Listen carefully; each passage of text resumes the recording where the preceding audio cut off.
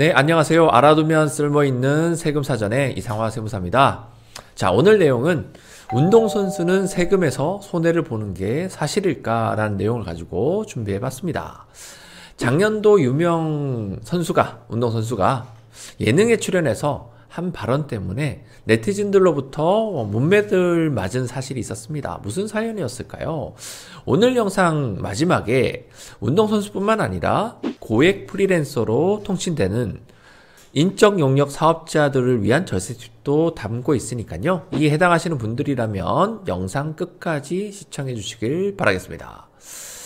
자, 일단 본래 사연으로 들어와서 야구 선수를 포함해서 프로축구 선수도 마찬가지고요. 프로 운동 선수들은 구단과 계약을 체결할 때 일반적으로 총액 계약을 진행합니다. 예를 들어서 6년간 90억 원의 연봉 계약을 체결하는 식으로 형성이 된다는 얘기인 거죠.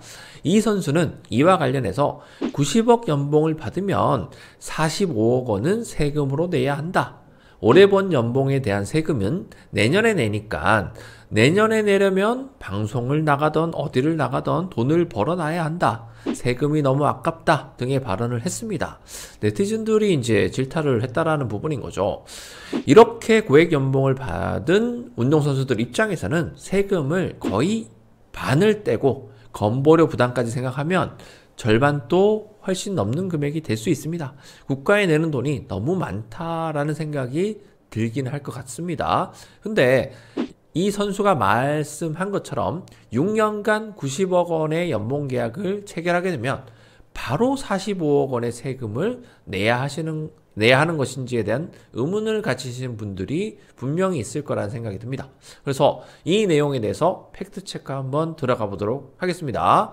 운동선수가 연봉계약을 체결하고 받는 전속계약금은 사업소득으로 분류됩니다. 그리고 이 전속계약금은 원칙적으로 용역대가를 지급받기로 한 날과 용역 제공 완료일 중에서 빠른 날이 속하는 연도의 수익금액으로 보도록 되어 있습니다. 그렇다면 소득이 높을수록 세율이 높아지는 누진세율 구조하에 있는 우리나라에서는 이렇게 되면 특정 연도의 소득세 부담이 매우 높아지는 결과를 가지고 올 수 있어서 특례 규정을 두고 있다는 부분인 거죠.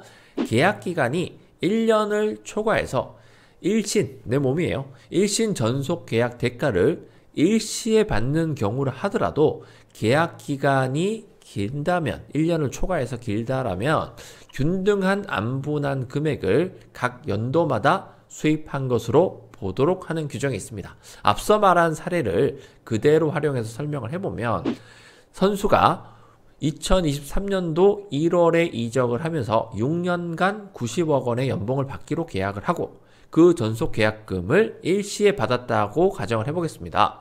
이 선수의 2023년도 수익 금액은 90억 원이 아니라 6을 나눠서 15억 원이 되는 게 맞다라는 부분인 거죠. 물론 15억의 수익 금액에 대해서도 매우 많은 세금이 나갈 수밖에 없습니다. 그러나 90억 원에 대한 세금이 일시에 부과되는 경우와 6년 동안 15억씩 나누어서 소득세가 부과되는 경우에 세금액이 다르다라는 부분에 해당을 하겠습니다. 비교를 한번 해보겠습니다. 90억 원에 대한 소득세를 지방세 포함해서 한 번에 내게 되면 44억 원의 세금이 나오고요. 그렇기 때문에 부담세율은 약 48%가 나오죠.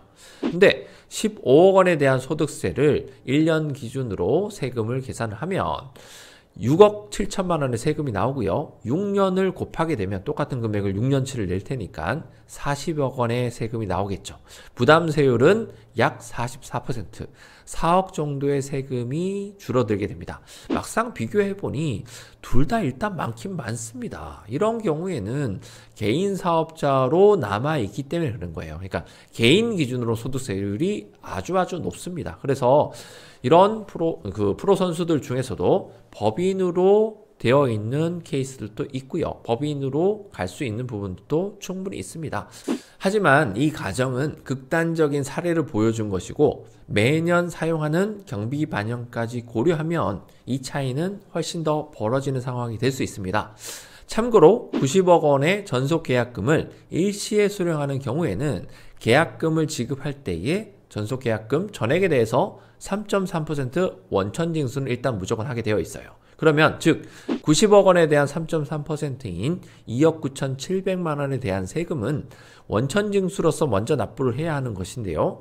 이 경우에 매년 소득세를 신고할 때 원천 징수한 금액 중 아까 6년으로 나눈다고 했지 않습니까? 그래서 올해 가세되는 소득분에 대한 원천 징수액만큼만 기납부세액에서 공제받을 수 있다. 이러한 세금 구조를 가지는 것은 운동선수들만 해당하는 것은 아니다라는 부분인 거죠. 배우도 마찬가지고요. 전속 계약을 체결하는 다른 업종의 고소득 프리랜서들도 마찬가지의 적용 내용에 해당을 합니다. 그렇기 때문에 이렇게 고액의 연봉을 받고 있으신 프리랜서 분들이라면 법인 전환을 활용하시면 큰 절세를 누릴 수 있는 기회가 있습니다. 이런 부분들에 대해서는 저희가 영어권에 대한 영상도 다루고 있고요. 법인 전환에 대한 영상도 다루고 있기 때문에 문의 주시기 바라겠고요. 관련한 내용들 관련해서 또 좋은 내용이 나오면 저는 다음에 찾아뵙도록 하겠습니다. 저는 이상화 세무사였습니다.